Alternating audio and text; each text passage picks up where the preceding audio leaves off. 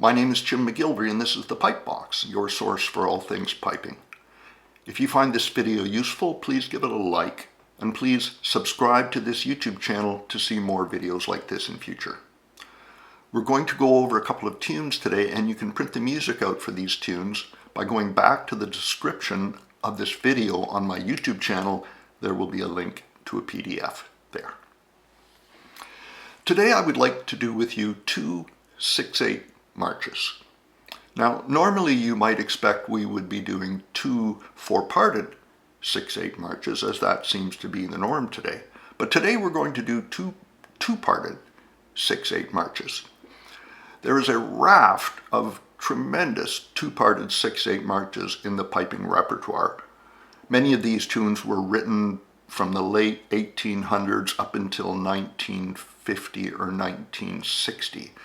Sadly, they are largely ignored by pipe bands and by solo pipers alike in favor of 4-parted 6/8 marches. These are fantastic tunes, and I'd like to see them played more, especially in our pipe band community. So we're going to look at two of them today.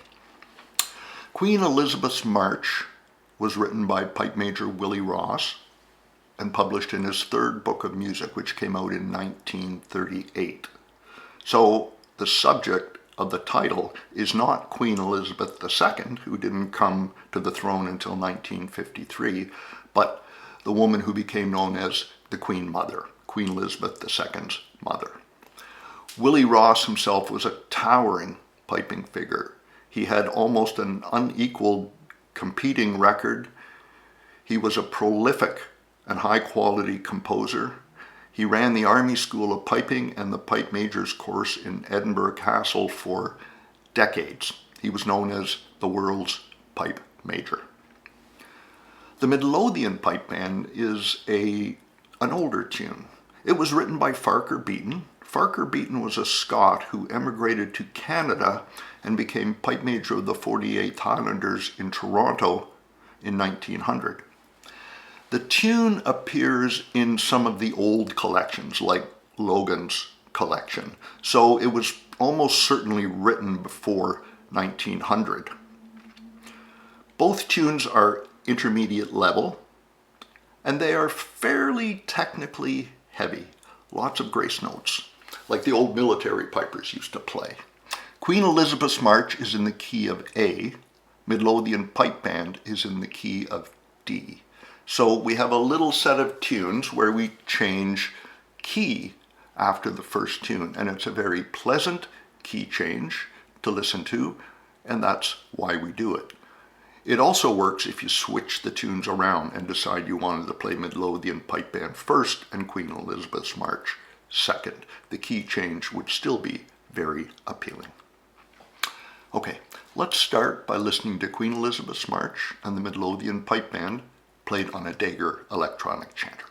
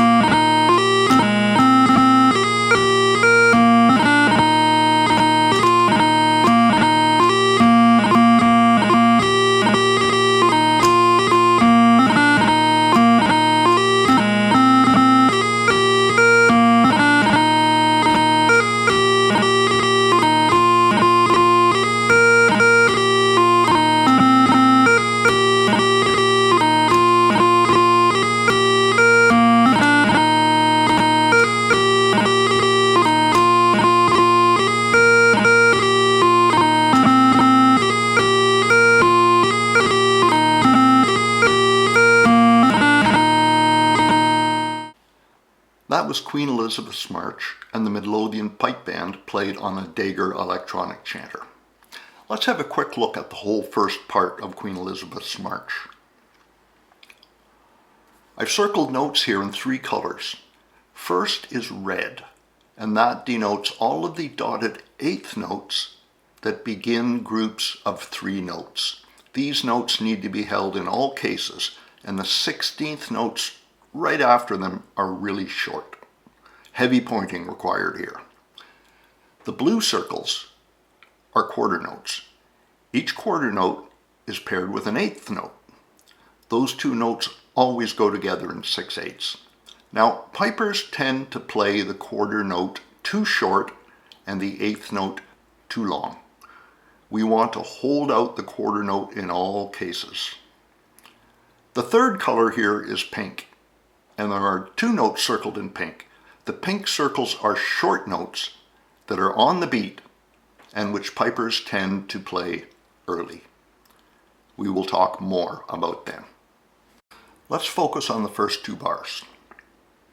In the first bar, we have 2 notes to extend.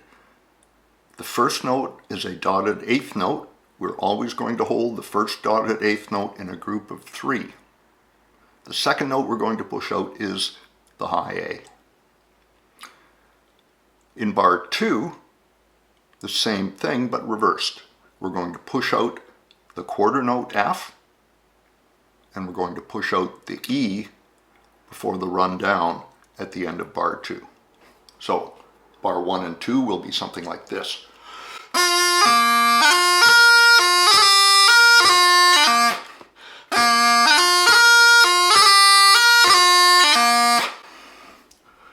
Depending on your playing level, you might have a little bit of trouble with the second note in bar 1, which is a short C with a D grace note on it. Some pipers have a little bit of trouble playing rising D grace notes on short C's or B's. That's a piece of technique you may want to work on outside of the tune. In bars 3 and 4, we have more circled 8th notes. 2 in bar 3, and just 1 in bar 4. Again, those are going to be held out without fail. We see a pink circle around the first note in bar 4, which is a 16th note. It's a short note. The reason I have circled that is because pipers tend to play short beat notes ahead of the beat, and they put the long note following the short note on the beat.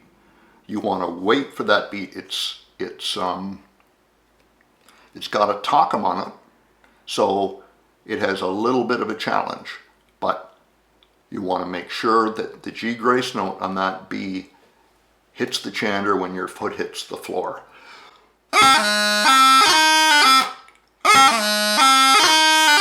Not wait for it. If we go now to line 2, bars 3 and 4, again the bar begins with a short B that's on the beat that you will wait for and play squarely on the beat. In bar 3, we also have a quarter note after a grip. You're going to extend that. And then in bar 4, we have a quarter note before a torlua. Any piper worth his salt knows you always hold the note before a torlua and a grip. Make sure you hold the C before this torlua, and that finishes the part off very nicely. In the second part, I want to talk about just the first phrase. The first bar has 2 quarter notes in it. And again, we want the quarter notes to be longer than the 8th notes. So really extend those 2 really significant melody notes. In the second bar, again, we have a short F that's on the beat. Wait for it. Followed by an E dotted 8th note before a 3-note run down, hold it. As you can see, we're seeing the same pattern through the tune. There are only 3 or 4 note and pointing patterns in 6/8, and once we master them all, we should be able to play the tune perfectly. So part 2, phrase 1.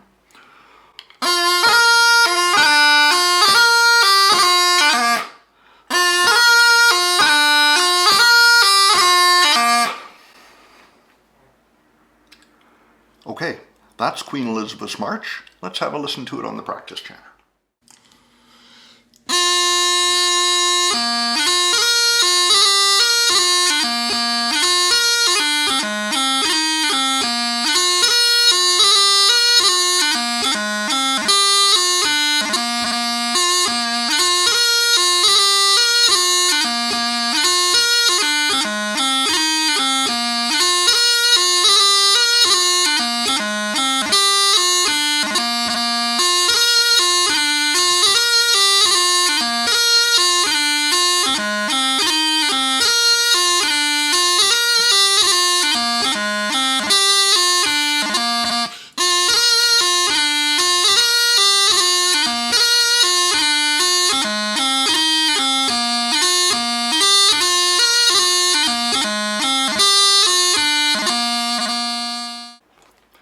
Midlothian Pipe Band is a busy tune. However, all the principles we discussed in Queen Elizabeth's March also apply here. In the first phrase, for example, we see circled quarter notes and circled dotted eighth notes, and we know what to do with those. There are lots of torluas and grips in this tune, and we're going to hold the note before the torlua and the grip without fail. So your first phrase is nice and gentle with long quarter notes and long dotted eighths.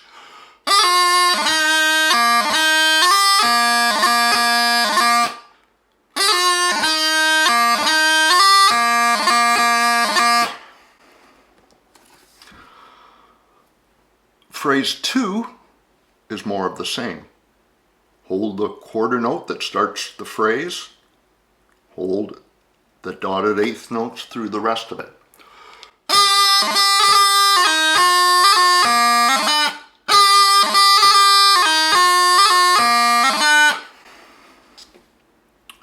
Line 2, phrase 1.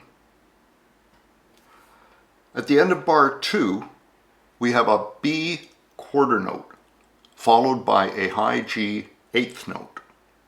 We know to hold the quarter note. We've talked about that. But I want you to give this quarter note special attention because it's at the end of the phrase. The B ends the phrase. The high G is a lead-in note to the next phrase.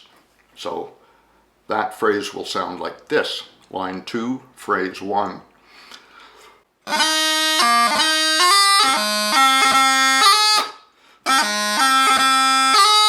So a little pause on the B quarter note after the strike. And then the ending.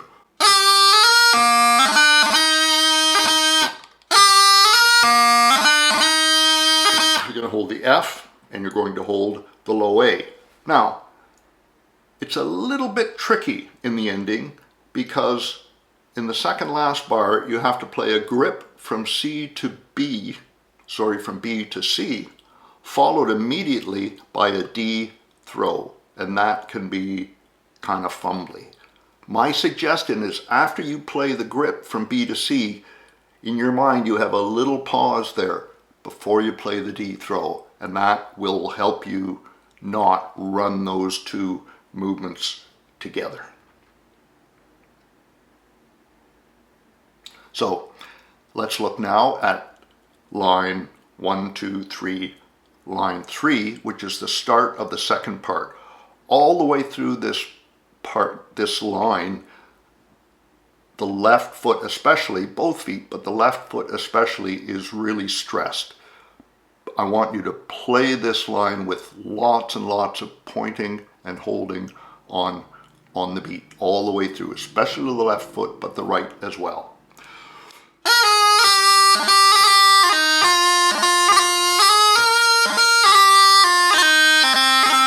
lots of pointing.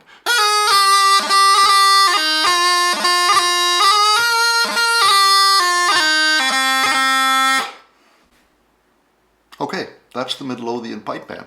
Let's hear it played on a practice chanter.